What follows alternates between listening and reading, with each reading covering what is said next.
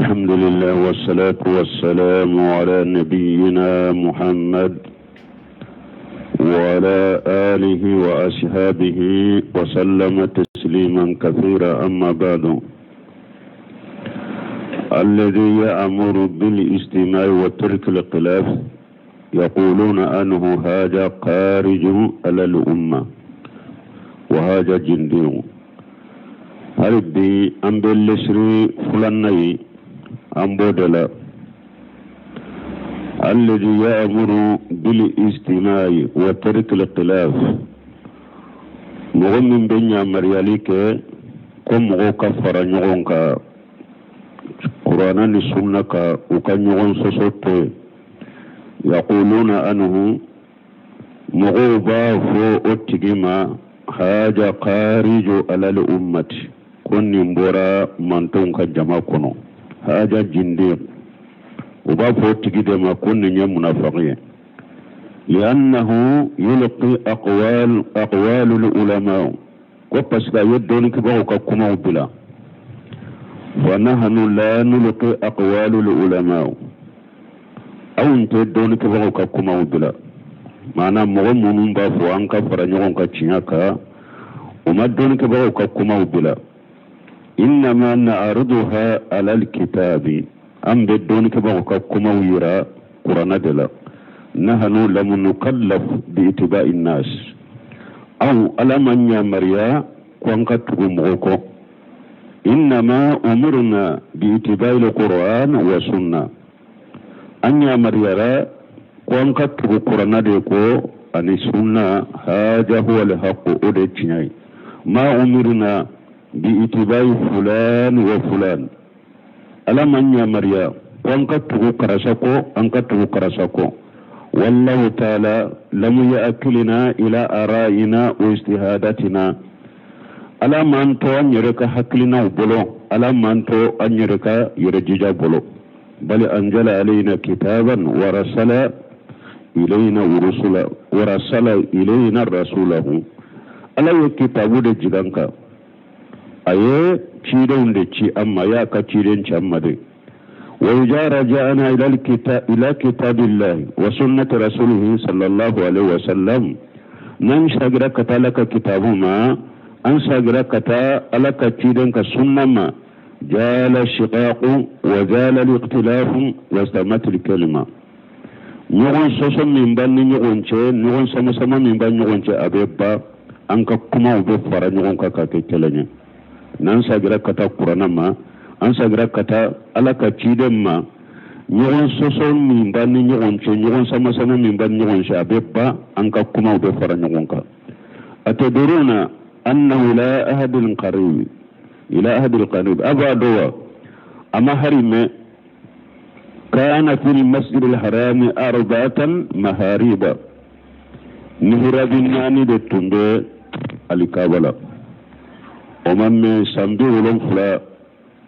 sambi wolon fulani doni kata sambi wolon fulana kana o mihrabu tundali kabala do ba fa maqamatul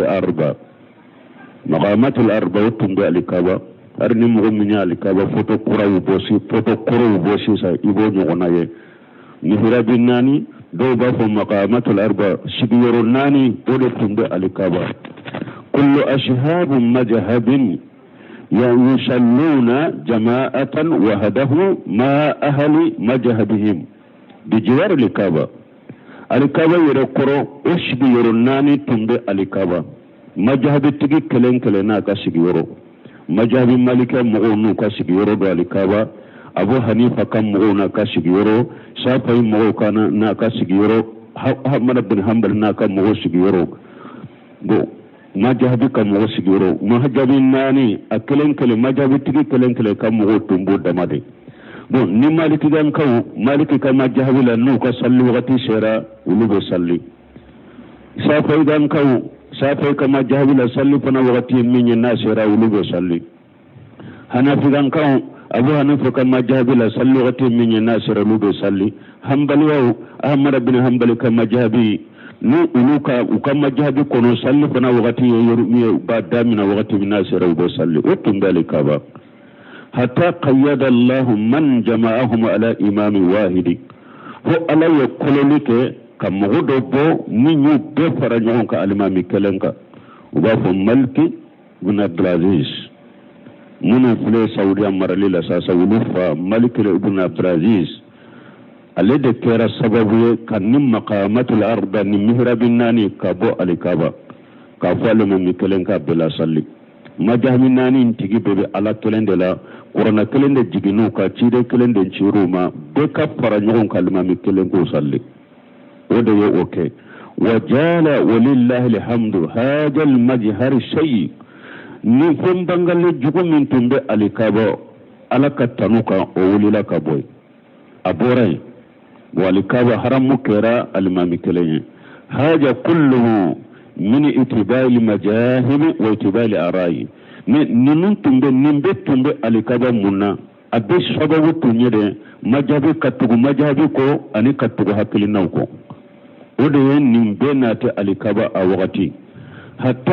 حتى صلاة فرغوها هل صلي ويا فرفرا صار الحنفي لا يصلي وراء الحنبلي أوغتي حنفي غنكا أبو حنيفة كمغو وتصلي حنبلي غنكا كوفي أحمد بن حنبلي كمغو كوفي والحنبلي لا يصلي وراء صافي حنبلي غنكا فانا تنتصلي صافي غنكا كوفي أحمد بن حنبلي فانا كما جابي مغو وتنتصلي صافي كما جابي مغو كوفي ولا يصلون في وقت واحد وتنتصلي وقت كلوفنا هذا يصلي في أول الوقت وهذا في آخره إذا صار من مجهدي صلي فنا وقت فلو ولو صلي نما جابي صلي فنا وقت لبا ولو صلي لأن فلانا يرى تأخير الصلاة منا بس كرسا بلو صلي كانك يا غروة كرسا جوني وبما جابي من نوفي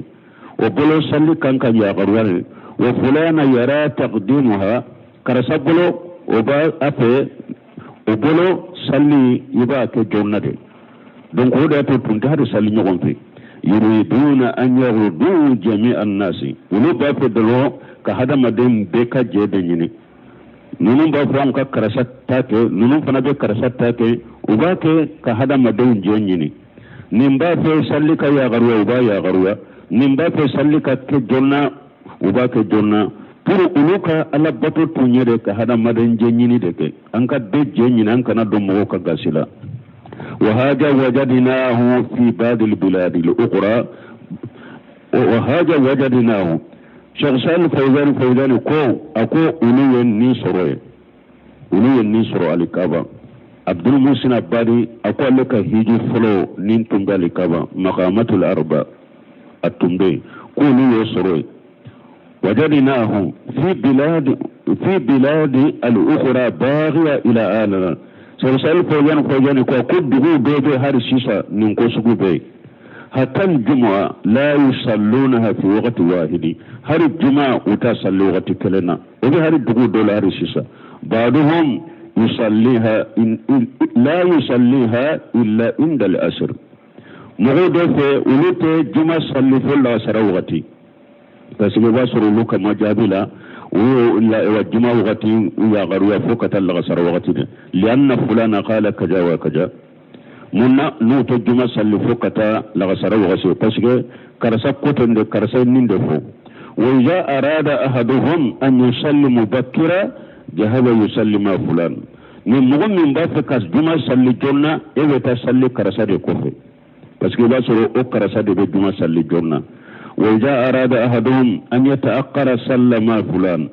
سرق نمو من فنا بافي إيكا صلي يا غروة إيكا تصلي كرسا كوفي ولكن عندنا ولله الحمد من أكو ألوفي تنوبي عليه في هذه البلاد من دقون كنا كم بدقو جماما سعودية في جل هذه الدعوة المباركة كل من داوى بركة من داوى من كهيرا كتا ulubu odawa sumakoro adu fil masjid al-haram ila ma kana alayhi salafu salih ko ulu sagara ka mumshir hormale ko min tumbe ko nin dawa juma mamur ibn wahab ka dawa محمد بن عبد الوهاب كداوي سمين كرو وسبب لا حرمو ساغرا كتا سلف الصالح تندمنكا كومين تند حرمولا اولي لك بو ساغرا كتا حرمو ساغرا كتا سلف الصالح تندمنكا يصلون جميعا في وقت واحد وقلب امام واحد وباللبنا حرمو بمغبل لبنا سعودية مغبل لبنا وبيصلي وقت كلا وبيصلي المام كلام كفر asababu kera munye kam maqamatul arba ka jawru nani mbo alikaba kam mihrabin nani bo alikaba muhammad ibn abdul wahhab ka dawa sababu odi ato ko sugu boram makka usagira kata salafu salihu kata sirama ka sallu wati kele ka salli almami kelen ko fe donc ya yira nin dawa sugu tawhid dawa be mo fara nyogonka ate mo fara donc ninde tunye lesri fulanay al asru salis لسر سبنا أن من تمام الاجتماع السمعا وطاعة لمن تأمر علينا لسر سبنا الجمعة أبي فرانيونكا نانكونكا فرانيونكا مونده فرانيونكا تيمي pour ambeka فرانيونكا كوكلنكا تشنياكا تهوليكا وتيمي ليموني مونبو تيمي السمعا وطاعة لمن تأمر علينا ni ala ye mɔgɔ min kan ka ɲɛma ye an bɛ ko ka kuma lamɛn an ka tugu a kɔ o de bɛ kɛ sababu ye ka fara ɲɔgɔn ka tɛmɛ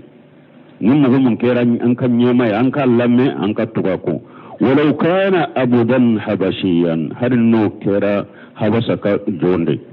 hali ni arabu yɛrɛ ma mara n'a kɛra hali habasa ka jɔ habasa jumɛn Ethiopie u tun b'o de wele habasa hali jɔn min bɔ o yɔrɔ la n'o de kɛra marabaga ye a bɛ min fɔ an ka lamɛn an ka tugu a kɔ o de bɛ kɛ sababu ye ka fara ɲɔgɔn ka tɛmɛ fabayyana Allah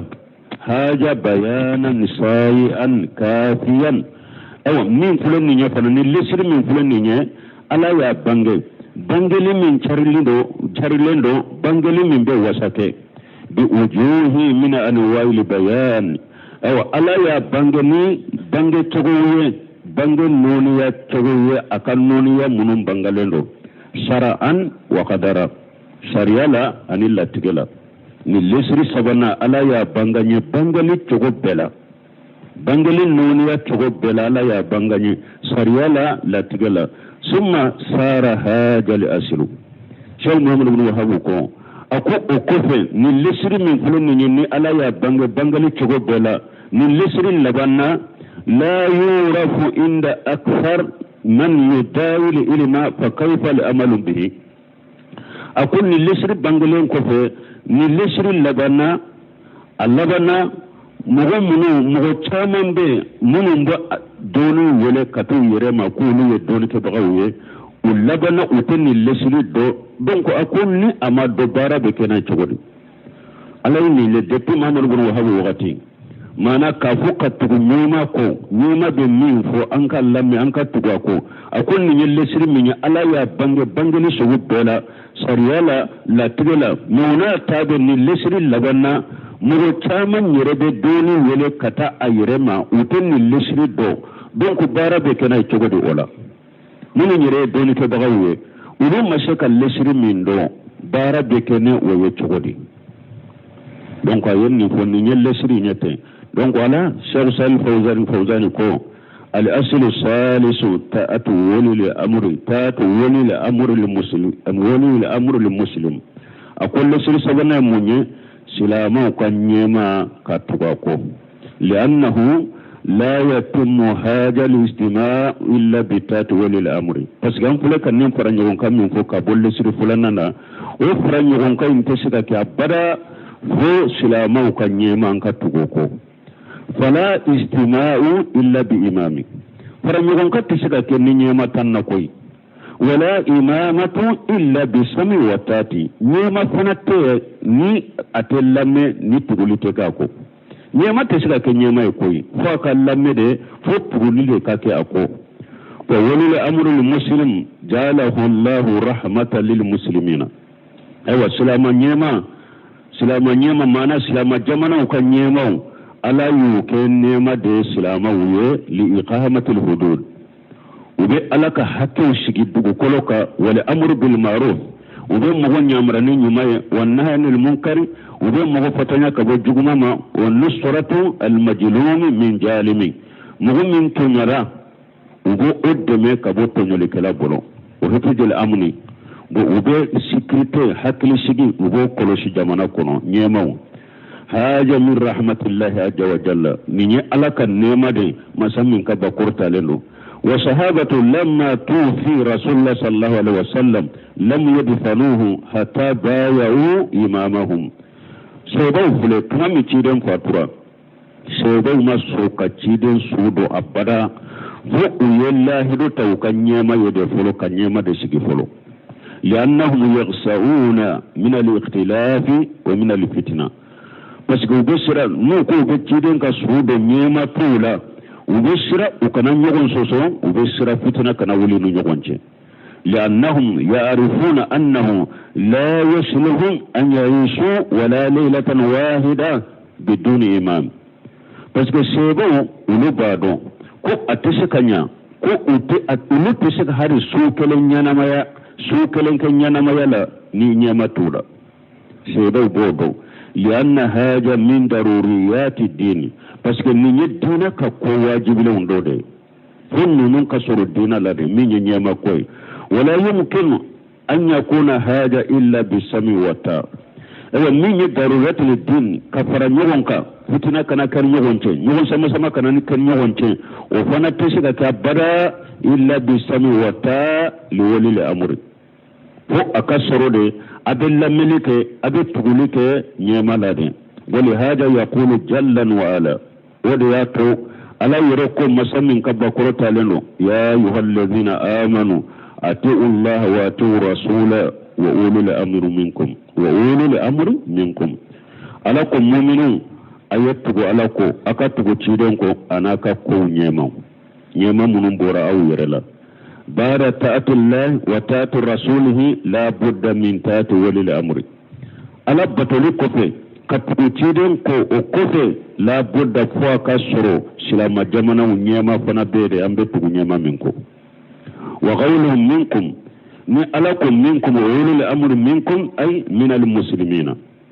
nyema inkake abora silama wiredela dalla ala annahu yustaratu fi ulul amri an yakuna muslima nakum minkum akoro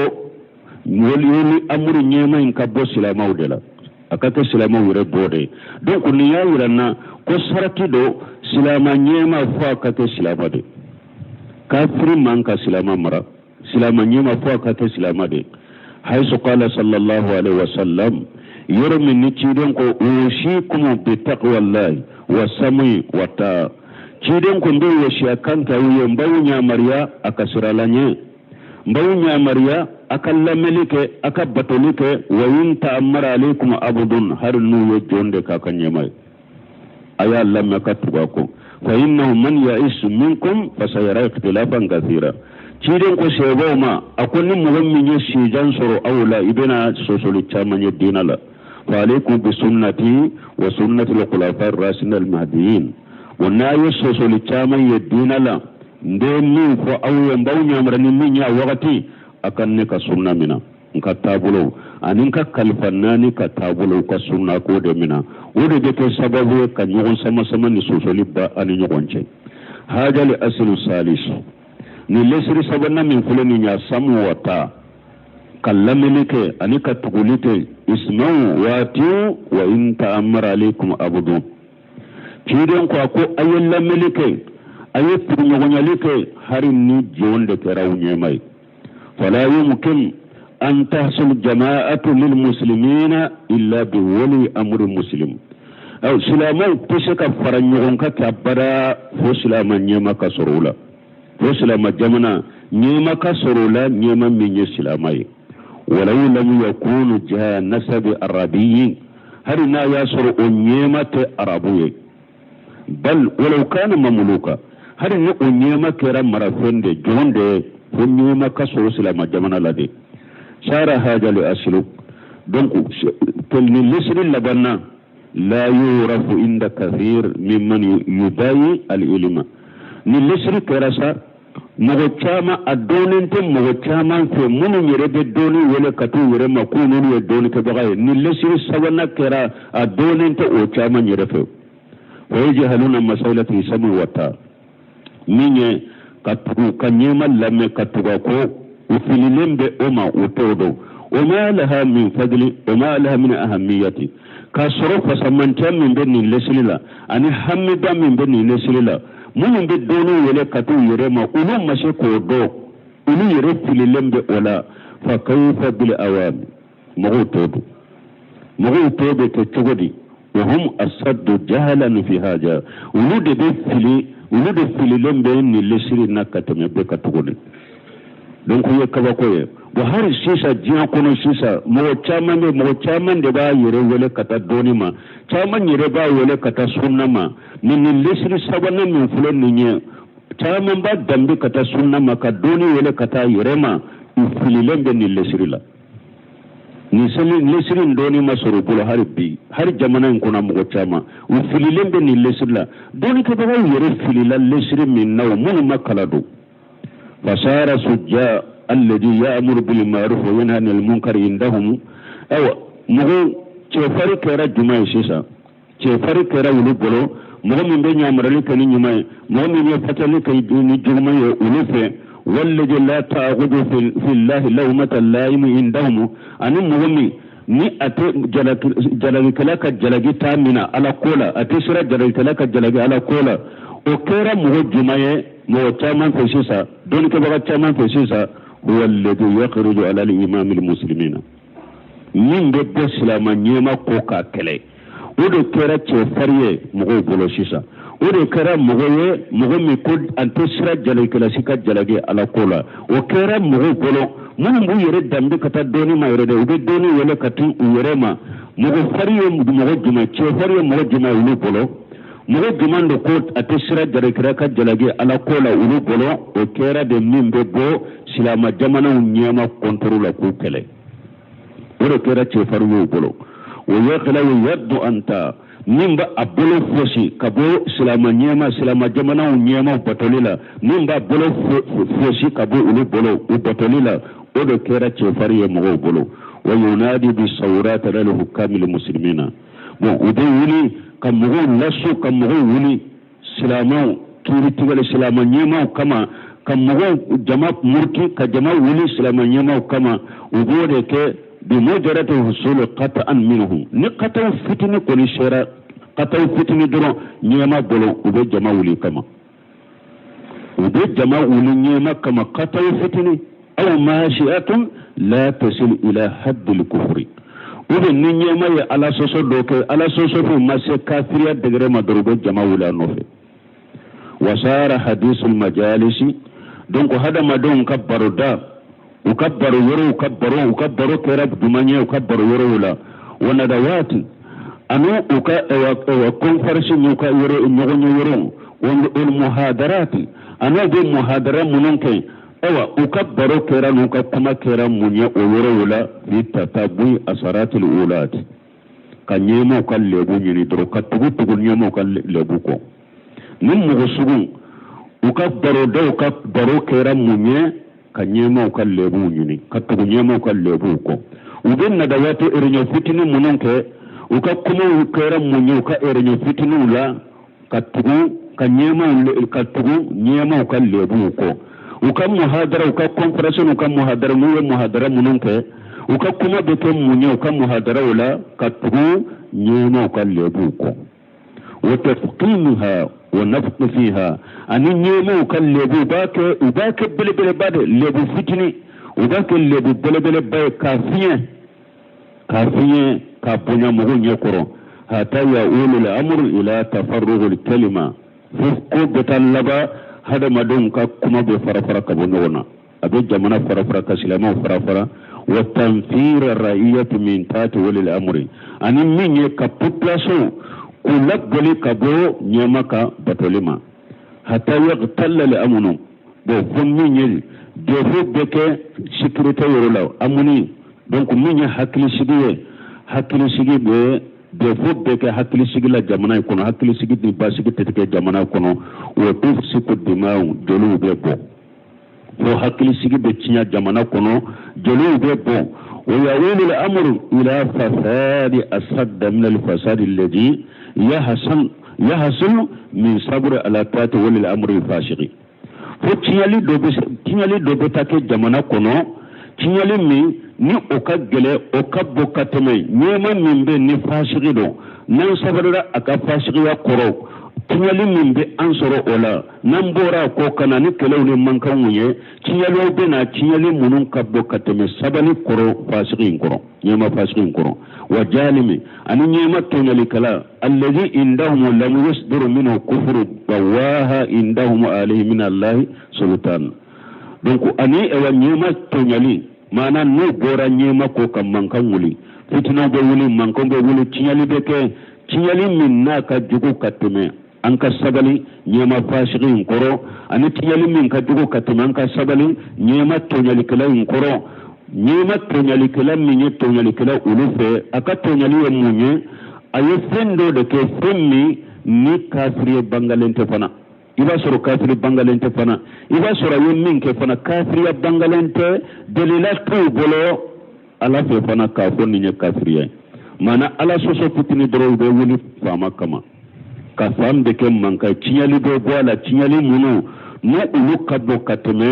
har anka sabale akoroye hajan ashlu aksira